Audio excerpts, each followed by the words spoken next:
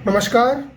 आज़ादी के अमृत महोत्सव के उपलक्ष्य में आयोजित इस 75 व्याख्यान श्रृंखला में मैं मुकेश कुमार मिरोठा आप सभी को नमस्कार करता हूँ।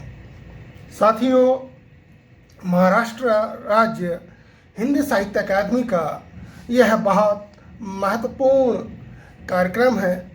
ये एक महत्वपूर्ण कोशिश है जो हमें हमारी आज़ादी के अमृत काल से जोड़ती है। हम आज़ादी का ये जो 75वां साल मना रहे हैं, अमृत महोत्सव के रूप में मना रहे हैं। ये अमृत महोत्सव हमें इतनी आसानी से प्राप्त नहीं हुआ है।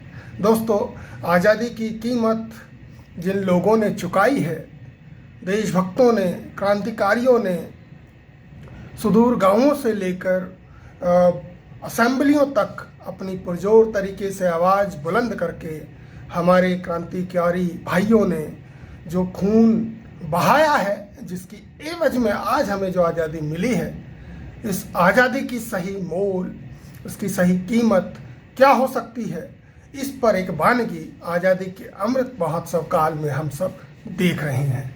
दोस्तों, आज़ादी इतनी भी सुलभ नहीं थी जितनी आज हम एहसास कर सकते हैं। इसलिए इस श्रृंखला में मैं सबसे पहले अपने उन सभी क्रांतिकारियों को गर्वपूर्वक, श्रद्धापूर्वक नमन करता हूं, और उनका ही यह देह है कि आज एक स्वतंत्र भारत में बैठकर हम आप एक दूसरे से रूबरू हो पा रहे हैं। ये लाखों करोड़ों कंठ जो आज स्वाधीनता की बलिवेदी के उपरांत स्वतंत्र तरीके से अपना राष्ट्रगान गाते हैं, राष्ट्रगीत पर सुमधुर कंठ से गुनगुनाते हैं, जिसे ये उन दिनों की बात है, उन दिनों के संघर्ष की बात है जब हम आज़ादी के लिए संघर्षरत रहे। लाखों करोड़ों कंठों में स्वाधीनता संग्राम के दिनों में जो संघर्ष उनके तन मन में स्फुरित करता रहता था, उन्हें स्फुरण के रूप में लगातार जगाता रहता था। आइए आज हम ऐसे ही कुछ स्फुरण पर, ऐसी ही कुछ कविताओं पर, ऐसी ही कुछ गज़लों पर, ऐसे ही कुछ गीतों पर थोड़ी सी चर्चा कर लें। दोस्तों, इनमें से ज़्यादातर जो कविताएं मैंने संकलित की हैं, आज के इस व्याख्यान में शामिल की हैं, वो ज़्यादातर अल्प प्रसिद्ध कह लीजिए, अल्प ज्ञात कह लीजिए, या कम प्रसिद्ध कह लीजिए। लेकिन आज आज़ादी के अमृत महोत्सव में हमें उन सब को फिर से याद करने की ज़रूरत है, क्योंकि दोस्तों, स्वतंत्रता का अर्थ समझने वाले हम लोगों में से ऐसे कितने लोग होंगे जिन्होंने स्वतंत्रता के यज्ञ में शिरकत करने के लिए प्रेरणा दी होगी, और जिन लोगों ने प्रेरणा दी होगी उन लोगों के मन में किस तरह के भाव प्रस्फुटित हो रहे होंगे, इसकी वानगी आज के इस व्याख्यान में रखने की मैं कोशिश करूंगा। इसकी एक वानगी आपको इसमें दिखाई भी देगी। ये रचनाएं आज जिस भी रूप में हमें मिलती हैं, लेकिन मुझे यकीन है कि स्वाधीनता संग्राम में इन कविताओं ने, इन गीतों ने, इन गज़लों ने अपनी महत्वपूर्ण और शानदार भूमिका निभाई होगी। धन्य है वो लेखक जिन्होंने इस तरह की चिंगारियों से भरे हुए शब्द, ज्वालाओं से भरे हुए शब्दों की रचना की, जिसने हमारी आज़ादी का मार्ग प्रशस्त किया। दोस्तों, आज़ादी की लड़ाई में जिन दिनों पत्र पत्रिकाएं प्रकाशित हो रही थीं, हम जानते हैं कि वो सब अंग्रेज़ों की दमनकारी नीतियों की शिकार थी।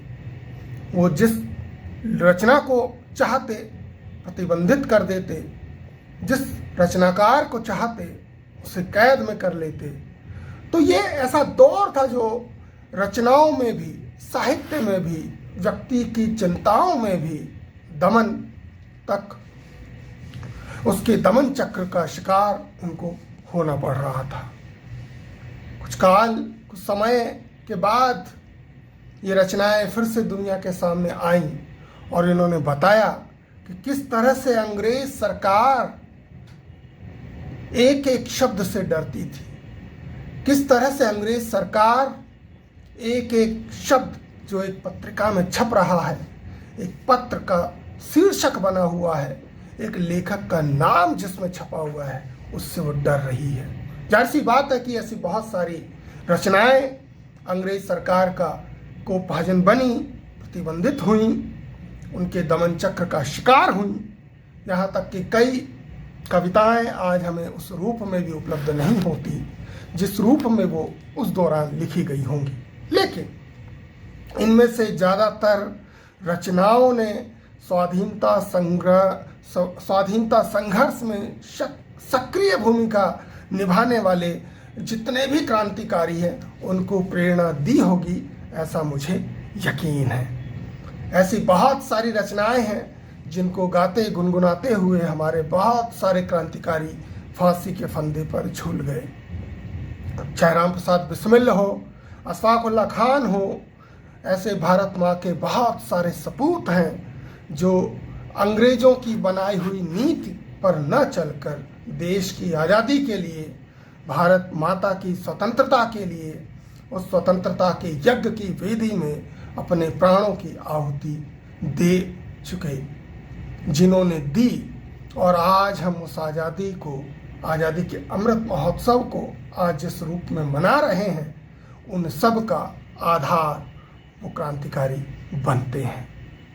दोस्तों, ये सभी आज के व्याख्यान में जिन कविताओं की बात मैं करूँगा, ये सभी रचनाएं देशभक्ति के ओजस्वी भावों की दृष्टि से बलिदानी मानसिकता की सूचक हैं, बलिदानी मानसिकता की रचनाएं हैं।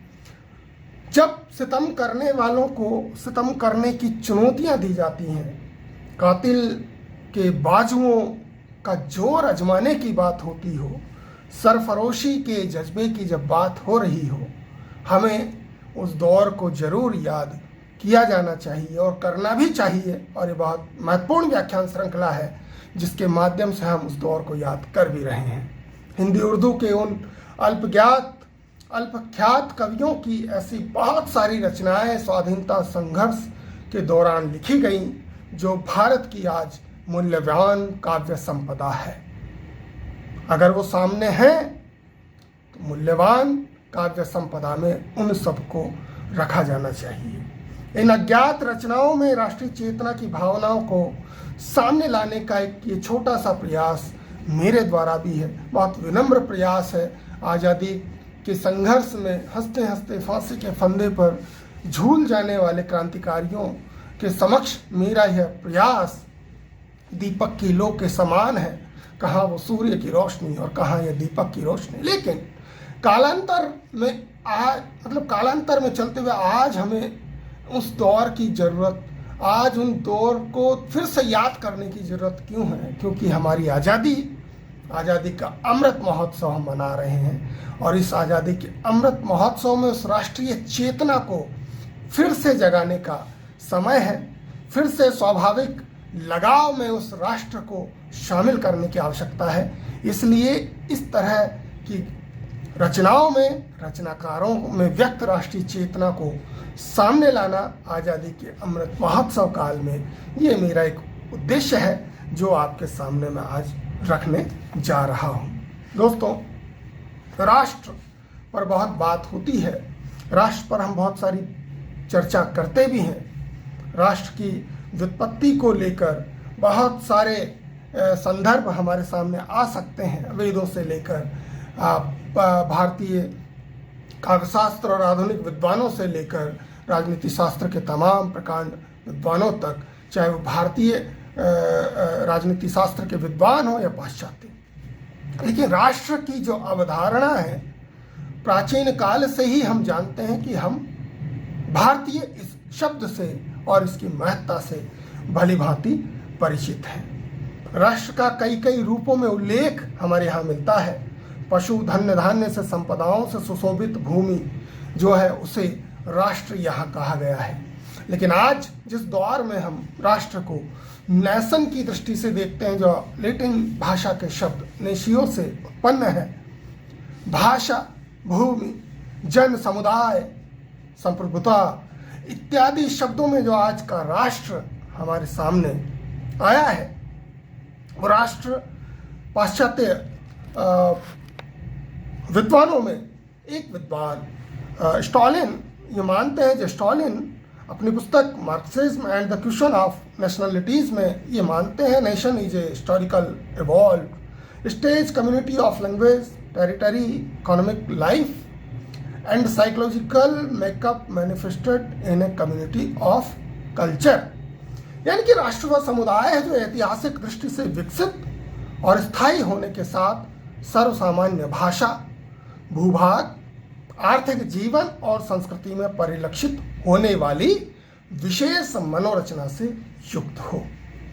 यानी कि हम मान सकते हैं कि किसी भौगोलिक इकाई पर बसा हुआ समुदाय जिसकी अपनी सभ्यता एवं संस्कृति हो, अपनी भाषा, धर्म और परंपरा हो, जिसकी अपनी राजनीतिक एकता और अपना कानून हो, संविधान हो, वही राष्ट्र हो। और इन सब के मूल में एकता और अखंडता की साधना का या इस तरह की भावना का उल्लेख हो। एकता और अखंडता की भावना निश्चित सीमा से बढ़कर जैसे जैसे बढ़ती जाएगी, राष्ट्र भी लगातार बढ़ता चला जाएगा। और ये राष्ट्र ही है जो हमारी सामाजिक राजनीतिक विकास का सर्वोच्च प्रतीक है। इसलिए इस राष्ट्र में परंपरागत आदर्शों का अखंड परिपालन करने की भी बात होती है, तो वहीं आधुनिकता का भी समावेश हम विकास के सांचे में लगातार करते रहते हैं। एक राष्ट्र से ही हमारे अंदर राष्ट्रीयता, राष्ट्रीय चेतना उत्पन्न होती है। राष्ट्र के प्रति जो हमारी चेतना है वही राष्ट्र की समृद्धि का सूचक होती है। भारत को राष्ट्र मानने वाले जितने भी भारतवासी यहाँ पर रहते हैं, आज़ादी के अमृत महोत्सव में मुझे यकीन है उस राष्ट्रीय चेतना से भली भांति परिचित होंगे। आज गर्व से हम कह सकते हैं कि हम भारत के रूप में एक राष्ट्र हैं और भारतीयता के रूप में, भारतीय होने के रूप में हमारी राष्ट्रीयता की महान भावना हम सब भारतीयों के अंदर विद्यमान है। दोस्तों, वेदों से लेकर आधुनिक दौर तक भारतीय राष्ट्रीयता, ये सब आज हमें एक समग्र रूप में दिखते हैं। और राष्ट्रीयता के पोषक तत्वों में राष्ट्रीयता की इस परिकल्पना को हम मान सकते हैं। राष्ट्र को राष्ट्र बनाने में जो महत्वपूर्ण तत्व मिलते हैं, उन सब तत्वों से मिलकर आज हमारी राष्ट्रीयता निर्मित हुई है। और आज हम सब उन सब तत्वों के साथ मिलकर राष्ट्रीयता की भावना का पोषण करते हैं। चाहे इन तत्वों में भौगोलिक एकता हो, हमारी सभ्यता संस्कृति की विविधता के बावजूद हमारी एकता का मामला हो, आर्थिक और राजनीतिक एकता की बात हो। आज विदेश नीति की जब हम बात करते हैं, तमाम दल एकजुट होकर एक साथ मिलकर विदेश नीति के मसले पर एकता दिखाते हैं। आज हमारा कहीं पर किसी भी तरह से कोई गतिरोध पड़ोसियों के साथ होता है, पड़ोसी मुल्कों के साथ होता है, पूरा देश एक साथ उठकर हमारे देश की नीति के साथ, राष्ट्रीयता के साथ चल उठता है। तो दोस्तों, ये जो राष्ट्रीय चेतना है, ये भारत जैसे विशालकाय और विविधताओं से भरे हुए देश में इतनी आसानी से नहीं पहुंची है। प्रतिज्ञा नाम की एक कविता है जो आज़ादी के दौर में ही लिखी गई, जिसमें लिखा है, ए जन्मभूमि भारत तेरे लिए मरूंगा, तेरे लिए जीऊंगा, सुख संपदा तजूंगा। ये जो भाव है कि अपना सब कुछ देश के लिए सर्वस्व, मतलब सब कुछ न्योछावर कर देना। और अजी ऐसे जीने पे 100 बार लानत, वतन के लिए हम मरा चाहते हैं। कि जिस तरह से जी रहे हैं हम गुलामी में परतंत्र भारत में, आजादी के दौर की ये कविता कि स्वराज या स्वतंत्रता पाने के लिए अगर हमें 100 बार लानत, वतन के लिए अगर हमें मरना पड़े तो मर जाएंगे हम। ऐसे जीने पर हमें 100 बार लानत, जो हमें जीने की स्थिति, जो हमारी जीने की स्थिति परतंत्र भारत में है, हम उस परतंत्र भारत में नहीं जीना चाह रहे। 100 बार कुर्बान ऐसे जीवन, लेकिन वतन के लिए अगर हमें मरना पड़े तो हम मरने को तैयार हैं। दोस्तों, वतन के वास्ते किसी भी हद से गुजर जाने की बात उस दौर में लेखक कर रहे हैं, रचनाओं में वो चीजें शामिल है। करो स्वदेशी से प्रेम, अब तुम जो चाहते हो स्वराज लेना, निसार कर दो स्वदेश पे जान, जो चाहते हो स्वराज लेना। स्वराज के लिए आपको जान देना पड़े, कुर्बान करनी पड़ेगी जान। जो कबीर कहते हैं, जो घर जलाए अपना चले हमारे साथ, सब कुछ त्यागना होगा, स्वदेश से प्रेम करना होगा, और तब जाकर आपको स्वराज की प्राप्ति होगी। और धुन में वतन की हर घड़ी करता सफर रहूं, जाने के लिए जेल में सीना सफर रहूं। वह वतन के लिए प्रत्येक पल तैयार, यानी कि अंग्रेज अपनी दमनकारी नीति से अगर मुझे दमन करते हुए मुझे जेल भी जाना पड़े तो मैं जाने के लिए तैयार हूं। याद करिए अशफाक उल्लाह खान साहब को, महान क्रांतिकारी। अब अशफाक उल्लाह खान साहब की जो मैं बात कर रहा था, आप देखें कि काकोरी षड्यंत्र में उनको फांसी की सजा दी गई, लेकिन वो मौत को खेल समझ रहे हैं। फांसी की सजा के बावजूद मृत्यु को खेल समझकर जो कुछ उन्होंने उस वक्त कहा, अशफाक उल्लाह खान, ये उनकी जीवटता को, देश के प्रति प्रेम को, उनकी राष्ट्रीय चेतना को दर्शाता है। कह रहे हैं राष्ट्र प्रेम की ऐसी उत्कट भावना आपको अन्यत्र दुर्लभ होगी। कह रहे हैं मौत को एक बार जब आना है तो डरना क्या है, हम सदा खेल ही समझा कि ये मरना क्या है, वतन हमेशा रहे शादकाम और आजाद, हमारा क्या है अगर हम रहें न रहें। स्वर्ण अक्षरों में लिखने योग्य ये लाइन, इस तरह की पंक्तियां वो व्यक्ति जेल की कोठरी में बैठकर लिख रहा है जिसे फांसी की सजा मिल चुकी है। और क्या कह रहे हैं, परवाह अब किसे है जेल और दमन की तैयारी, एक खेल हो रहा है फांसी पर झूल जाना, भारत वतन हमारा, भारत के हम हैं बच्चे, माता के वास्ते मंजूर है सर कटाना। सीधी बात, परवाह नहीं है अब हमें, करो अब जेल की तैयारी, करो दमन की तैयारी। फांसी पे झूल जाना तो ये ऐसे लग रहा है जैसे खेल हो गया है, हर कोई तैयार है। और ये वतन है हमारा देश और हम इसके बच्चे हैं, इसलिए इसके वास्ते अगर हमें सर कटाना पड़े तो उसके लिए भी हम तैयार हैं। ये जो जीवटता, देश की आज़ादी के लिए जो संघर्ष करने वालों का जो जज्बा है, ये दिखाता है कि आज़ादी का मोल कितना रहा होगा। वो अनमोल है। कितने क्रांतिकारियों ने न जाने अपने प्राणों का त्याग इस तरह से किया होगा, न जाने कितनी रचनाओं में जननी जन्मभूमि के लिए इस तरह की बातें आई होंगी। हमें हो तमन्नाएं जन्नत की क्यों कर, कि जन्नत से बढ़कर हमारा वतन है। हम जन्नत की तमन्नाएं क्यों करें, ये जो हमारा वतन है ये जन्नत से बढ़कर है। यही है हमारे लिए जन्नत। ना आलम से मतलब, ना दुनिया से मतलब, हमारे लिए बस हमारा वतन है, किसी से कोई मतलब नहीं। देश की आजादी सबसे पहले। आज जब हम चारों तरफ देखते हैं और बात करते हैं कि फला व्यक्ति कह रहा है कि मेरी जाति पहले, मेरा धर्म पहले, मेरा संप्रदाय पहले, अमीरी पहले, दोस्तों याद रखिए ये सब हमें गुलामी के दौर में जो संघर्षकामी चेतना लेकर जो क्रांतिकारी हंसते हंसते फांसी के फंदे पर झूल गए, ये उनकी वजह से आज हम ये सोच पा रहे हैं। इसलिए देश पहले, वतन पहले, राष्ट्र पहले। और यही बात शहीदों के खून का असर देख लेना, मिटा देंगे जालिम का घर देख लेना। ऐसा नहीं है कि वो हंसते हैं, चुपचाप सहन कर रहे, नहीं। क्रांति की ज्वाला उनके अंदर मौजूद है। ये नहीं कि चुपचाप रहकर फांसी के दिन का इंतजार कर रहे हैं कि भैया अब फांसी लगने वाली है, अब तो हमारे दिन खत्म हो। नहीं, शहीदों के खून का असर देख लेना, मिटा देंगे जालिम का घर देख लेना, मिटा देंगे जालिम का घर। और ये देखिए हुआ, अंग्रेजों को देश छोड़कर जाना पड़ा। और यह दौर आज़ादी के अमृत महोत्सव का तो है ही, आज़ादी में अहम प्रतीक के रूप में हमारा जो तिरंगा है उसके सम्मान का भी दौर है। दोस्तों, तिरंगे को आधार बनाकर भी उस दौर के कई अल्पख्यात कवियों ने राष्ट्र प्रेम की भावना का प्रसार किया।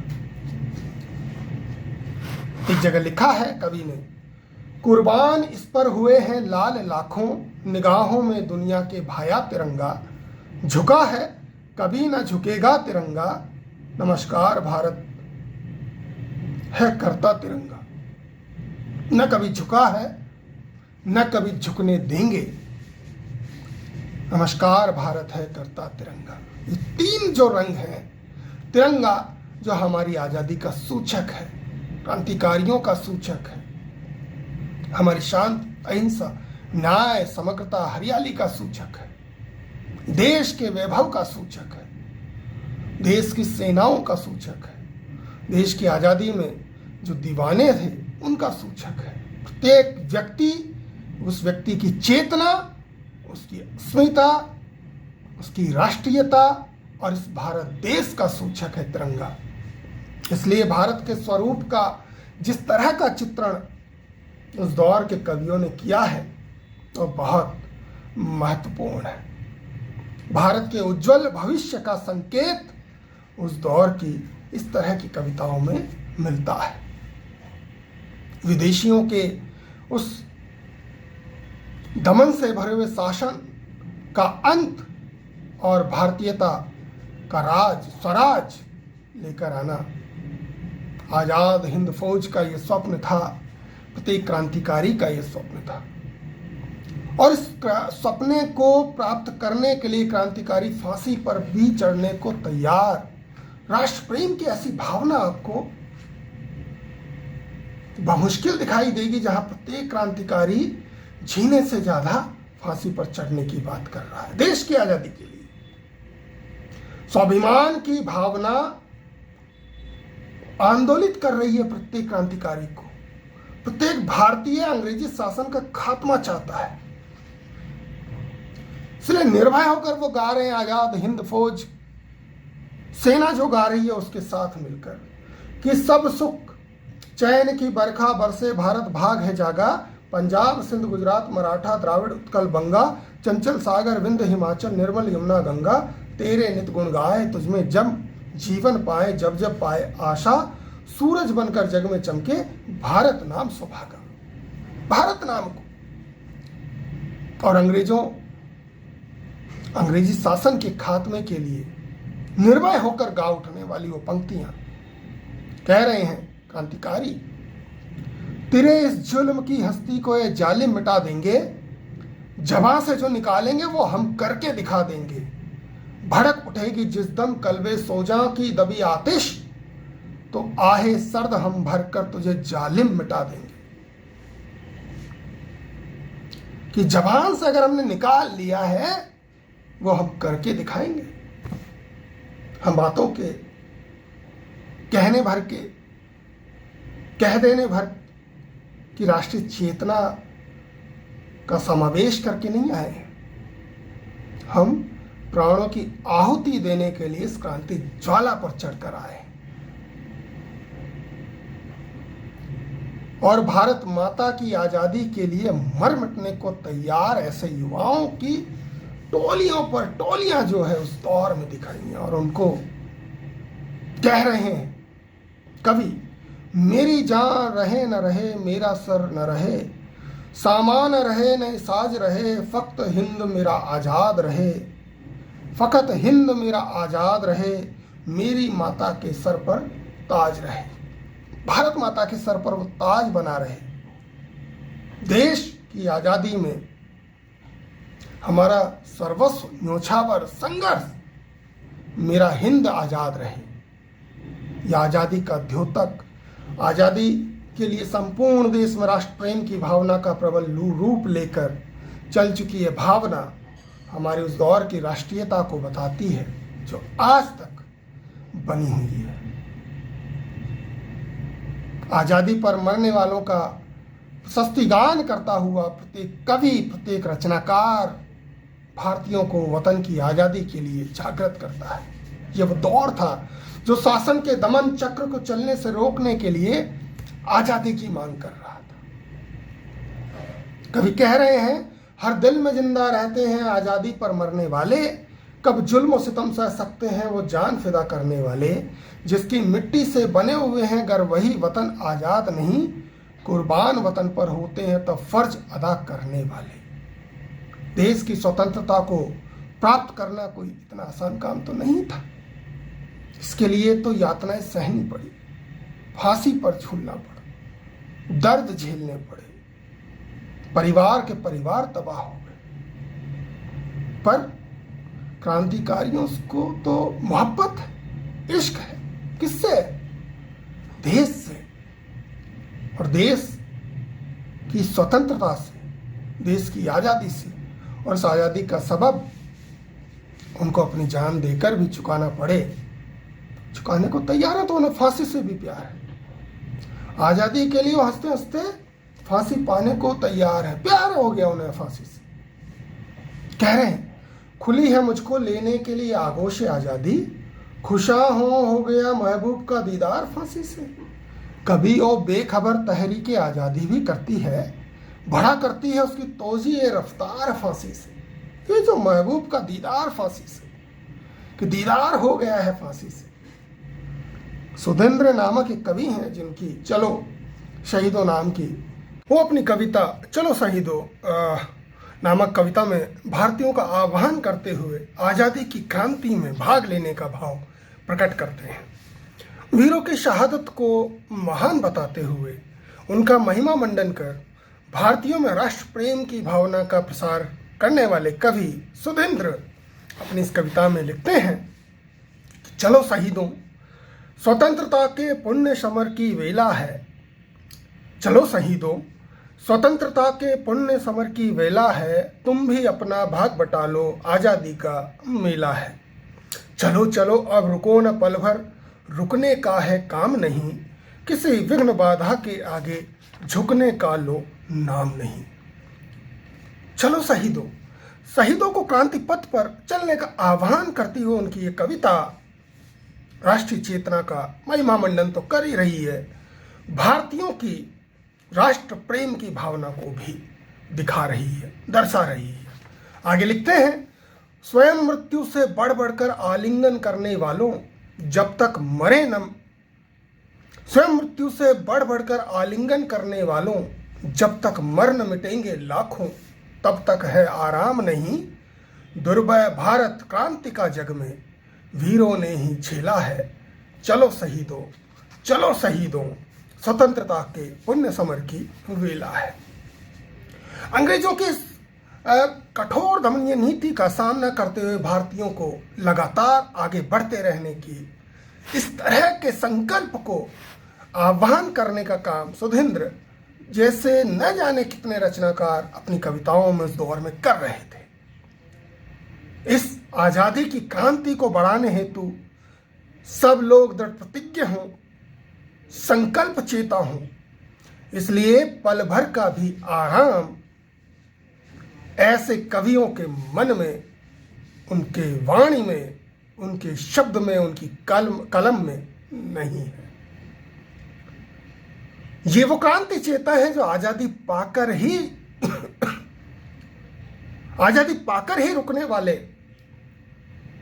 क्रांति चेता कि एक बार आज़ादी मिले तो हम रुकें, क्योंकि वो स्वप्न उनका ये कि पहले आज़ादी, अपना राज, स्वराज, स्वतंत्रता, उसके बाद हम अपने देश को अपने हाथों से बनाएंगे। इस तरह का उत्कट राष्ट्र प्रेम आपको उस दौर की अनेक कविताओं में मिलेगा।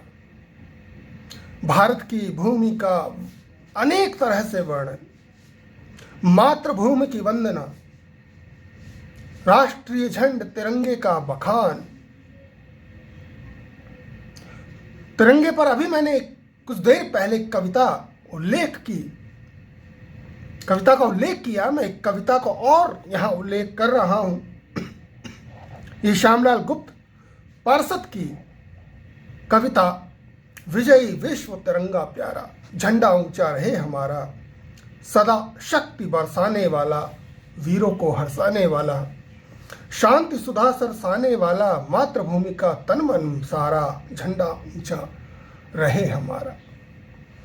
सोचिए, झंडे की महानता बताते हुए इसके प्रति अपने राष्ट्र प्रेम का ये परिचय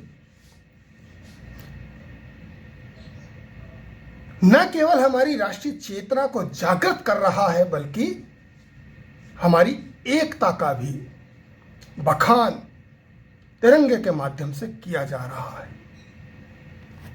देश के प्रति कुर्बान होने की भावना कि यहां तो देश पर सब कुछ किए कुर्बान बैठे हैं, चढ़ाने को खुशी से सब सरो सामान बैठे हैं, सब सामान सब देश के लिए समर्पित। देश के लिए इस दमनकारी अंग्रेजी शासन व्यवस्था की कुठाराघात करती नीतियों को और उस दमनीय ताकत को लगातार सहना क्रांतिकारियों के लिए बहुत दुष्कर रहा होगा, लेकिन क्रांतिकारियों ने एक चूं तक नहीं की। याद कीजिए, चंद्रशेखर आजाद, भगत सिंह हंसते हंसते प्राणों का त्याग दे दिया, पर अंग्रेजी दास्तां को कबूल नहीं किया। विजय सिंह पथिक, जिनका वास्तविक नाम भूप सिंह है, राष्ट्र प्रेम पर जो शब्द उन्होंने लिखे हैं, जो वाणी उन्होंने लिखी है, आप देखिए क्या जबरदस्त तरीके से वो आह्वान कर रहे हैं भारतीयों को। राष्ट्र के प्रेम का ये संदेश देती हुई उनकी कविता एक साथ हमें भारतीयता के झंडे के तले आने की भी बात करती है, और हम क्या देकर जाएंगे, क्या सिखा कर जाएंगे दुनिया को, यह भी बताती है। वो लिखते हैं, दाग दुश्मन को दिला जाएंगे मरते मरते, जिंदा दिल सबको बना जाएंगे मरते मरते, हम मरेंगे भी तो दुनिया में जिंदगी के लिए, सबको मर मिटना सिखा जाएंगे मरते मरते। कि जीऊंगा स्वदेश हित, मरूंगा स्वदेश काज, देश के लिए कभी न करूंगा बुराई। देश के प्रति मर मिटना, ये हम सिखाकर जाएंगे अपने आने वाली पीढ़ियों को। और आज आजादी के अमृत महोत्सव के समय में हम उन्हें जब याद कर रहे हैं, पुनः स्मरण कर रहे हैं, तो उनकी कही बात आज सच सिद्ध हो रही है कि देश पर किस तरह से हमको मर मिट जाना चाहिए, ये कोई हमारे क्रांतिकारियों से सीखे। आजादी की अग्नि शिखाओं को लेकर चलने वाले हमारे क्रांतिवीरों से सीखे। राष्ट्र हित में एक लेखक अपने शब्दों के माध्यम से जो चिंगारी, जो ज्वाला भरता है, जनता में क्रांति और बलिदान का संदेश देता है, जनता को राष्ट्र हित में मर मिटने की भावना से परिचित कराता है, इससे ही राष्ट्रीय हित की भावना, राष्ट्र के प्रति चेतना बलवती होती है। लोकमान्य तिलक और उनका स्वराज, उसकी हुंकार चारों तरफ जो सुनाई देने लगी थी, वो सामान्य बात नहीं थी। उस दौर में स्वराज की बात करना, अपने राज की बात करना, लोकमान्य तिलक के राष्ट्र प्रेम का परिचायक है।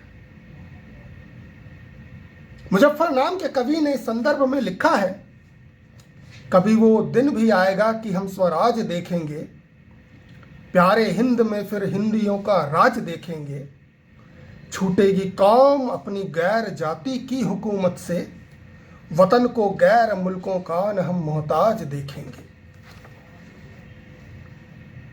गैर मुल्कों का क्यों देखे मोहताज? हमारा देश जो कुछ करना है हमें करना है, और हम करेंगे, और हम कर भी रहे हैं।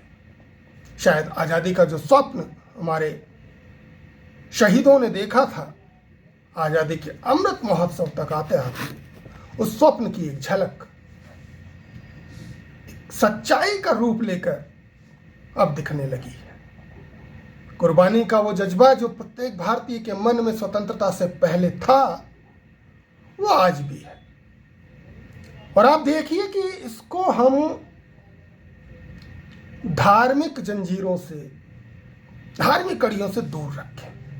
अभी मैंने अशफाकुल्लाह खां साहब की बात की, राम प्रसाद बिस्मिल की बात की, अभी मुजफ्फर नाम के कवि की बात की, एक कवि और है माहिर नाम के कवि, अज्ञात कवि, कह रहे हैं वेद में लिखा यही लिखा कुरान में, होती है आजाद कौमें सर कटा देने के बाद। आजाद कौमें सर कटा देने के बाद होती है, पर ये सर कटाने वाली बात देश के प्रति सर कटाने वाली बात से संबंधित है। वो आजादी हमें चाहिए, और राष्ट्र को आजाद न देख पाए अगर हम, तो क्या हो कि जिंदगी आजादगी है जिंदगी, मौत बेहतर है अगर आजादी ये कामिल नहीं। आजादी ना हासिल हो, आजादी ना मिले, मौत बेहतर है। मुस्तफा खां नाम के कवि ने भी इसी तरह कष्ट की ओर संकेत करते हुए लिखा है कि आजादी की राह में बहुत रुकावटें हैं। क्या क्या होगा आजादी की राह में, लिख रहे हैं, अभी तुमको जेलों में जाना पड़ेगा, अभी चक्कियां पीसनी होंगी तुमको, अभी पंपो गिर्रा चलाना पड़ेगा, अभी जिस्म होंगे लहू पत्थरों से, अभी जख्म सीने पे खाना पड़ेगा। यह सब इम्तिहान खत्म हो जाएंगे जब, तो सर तुमको अपना कटाना पड़ेगा।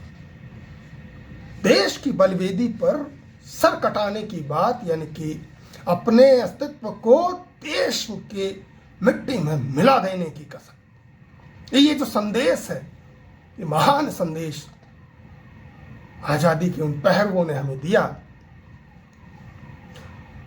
और अंग्रेजों के जुल्म के इंतहा की एक बानगी कि वो शहीदे तेगे जफा हूं मैं जिसे आसमां ने मिटा दिया, मेरे मुंह से निकली ना आह तक मुझे गोलियों से उड़ा दिया।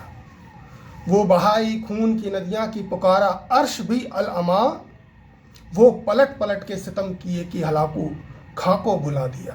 हलाकू खां खलीक की कविता, एक क्रांतिकारी के लिए कि हमने न जाने ऐसे कितने अनगिनत क्रांतिकारियों को आज भुला दिया, उनकी शहादत को भुला दिया। आजादी का अमृत महोत्सव ऐसे सभी क्रांतिकारियों को, उनकी शहादत को भी याद करने का महोत्सव है। जैसा मैंने शुरू में कहा, हम उनकी शहादत को नमन करते हैं। उनकी महानता, उनकी शहादत का हम दशमांश भी नहीं कर सकते अपने देश के प्रति, क्योंकि जो कुछ वो करके गए हैं, दीवानों की भांति इस मातृभूमि से प्यार, स्वयं के मर मिटने का कोई गम नहीं। सब कुछ घटित हो जाए पर मन में से राष्ट्र प्रेम का कम न होना, कि निशाना गोलियों का तू बना दे शौक से हमको, मिलेगा तुझको भी तिनका न एक तेरे नशे मन का। कुछ नहीं मिलेगा, एक तिनका नहीं मिलेगा, गोलियों का बनाना शौक बनाओ। और सर हथेली पर लिए हैं सर फरोशाने वतन, तन से जो उतरे न सर ऐसा वो सर रखते नहीं। खुशकिस्मत अजब तकदीर है अपनी, कि सदके होके अपनी कौम के सर पर सो जाते हैं। कि हिंद में आह चली उल्टी हवाएं क्यों कर, घिर के इफलास की आई है घटाएं क्यों कर। खुशकिस्मती वतन पर शहीद होना, बदकिस्मती कि उस दौर में अंग्रेजों की गुलामी को देखना, देश की गुलामी को देखना, अंग्रेजों के द्वारा हो रही हमारी हमारे दमनकारी स्थिति को देखना। जिस तरह की ओजस्वी और उत्तेजना से भरी हुई वाणी, क्रांति से भरी हुई वाणी का प्रयोग इस दौर के अल्पज्ञात कवियों ने किया है, जिनका स्वर विद्रोह का स्वर, और विद्रोह में कोई डर नहीं। कमल नाम के कवि लिखते हैं कि हमारा हक है, हमारी दौलत किसी के बाबा का जर नहीं है मुल्क भारत वतन हमारा किसी की खाला का घर नहीं है। ये आत्मा जो अजर हमारे निसार तन मन स्वदेश पर है चीज क्या जो है चीज क्या जेल गन मशीनें कजा का भी हमको डर नहीं। क्या है जेल गन मशीनें, चले जाएंगे जेल, क्या है बंदूकें, क्या मशीन, कजा का भी हमको डर नहीं, क्योंकि देश की आजादी से बढ़कर कुछ नहीं है। जीवन को मृत्यु के रूप में वर्ण करने वाले इस वीरों की वाणी को स्वर देने वाले अनेक रचनाएं उस दौर की राष्ट्र प्रेम की भावना का परिचायक रही हैं। जन्मभूमि की मिट्टी की खुशबू किसी भी कवि को यह लिखने को प्रेरित करती है कि दिल से निकलेगी न मर के भी वतन की उल्फत, कि दिल से निकलेगी न मर के भी वतन की उल्फत, मेरी मिट्टी से भी खुशबुए वतन आएगी, मेरी मिट्टी से भी खुशबुए वतन आएगी। कुंवर प्रताप चंद्र आजाद के राष्ट्र प्रेम का द्योतक, उनकी कुछ लाइनें, क्या हुआ अगर मर गए अपने वतन के वास्ते, बुलबुलें कुर्बान होती हैं वतन के वास्ते। जो वतन के वास्ते कुर्बान होने वाली जो भावना है, देश प्रेम की ऐसी उत्कट अभिव्यंजना आपको आज जब मैं ये इन कविताओं का पुनर्पाठ करता हुआ आपके सामने रख रहा हूं तो रोमांच, एक अलग तरह का रोमांच मेरे शरीर से आर पार हो रहा है। ये जो रोमावलियां हैं वो जागृत हो रही हैं। मुझे एहसास हो रहा है कि इन कविताओं को गुनगुनाते वक्त, कविताओं को लिखते वक्त, इन कविताओं को सुनाते वक्त, सुनते वक्त देश के दीवानों में, क्रांतिकारियों में, रचनाकारों में, सुनने वाले लोगों में किस तरह का जोश और जुनून भर रहा होगा, पैदा हो रहा होगा। उत्कट देश प्रेम की भावना को व्यक्त करती इस तरह की बहुत सारी कविताएं, जिनमें कवियों के बलिदान होने की भावनाओं बलवती रूप में आई है कि हम उठने भी न पाएंगे कि दुनिया कांप जाएगी, फलक चक्कर में आएगा जमी भी थर थर आएगी। रामप्रसाद बिस्मिल, काकोरी कांड जिसके नेता रामप्रसाद बिस्मिल, गोरखपुर जेल में जिनको फांसी दी गई, जिनका एकमात्र ध्येय कि मैं ब्रिटिश साम्राज्य का विनाश चाहता हूं, क्या लिखते हैं वो? लिख रहे हैं, न चाहूं मान दुनिया में, न चाहूं स्वर्ग को जाना, मुझे वर दे यही माता, रहूं भारत पे दीवाना, करूं मैं कौम की सेवा, पड़े चाहे करोड़ों दुख, अगर फिर जन्म लूं आकर तो भारत में ही हो आना। दिल फिदा करते हैं, कुर्बान जिगर करते हैं, पास जो कुछ है वो माता की नजर करते हैं, खाने वीरान कहा देखिए घर करते हैं, खुश रहो अहले वतन हम तो सफ़र करते हैं, जाके आबाद करेंगे किसी वीराने को। रामप्रसाद बिस्मिल जैसे देशभक्त, उनकी जैसी राष्ट्रीय प्रेम की भावना, बिस्मिल देश प्रेम के जिस तरह से दीवाने थे, अपना जन्म, प्रत्येक जन्म भारत भूमि में लेने वाले, कौम की सेवा करने वाले ऐसे क्रांतिकारियों से ये धरा भरी हुई थी। और इन सब ने जिस तरह से जो शब्द दिए हैं, क्रांति के ऐसी ज्वाला, क्रांति के ऐसे अंगार जिस पर पड़े, वही देश की आजादी के जुनून में, देश की आजादी के संघर्ष में शामिल हो गया। सरफरोशी की तमन्ना अब हमारे दिल में है, देखना है जोर कितना बाजुए का दिल में है। पूछते क्या हो, क्या अरमा हमारे दिल में है, कुछ वतन की याद में आहे दम बिस्मिल में है।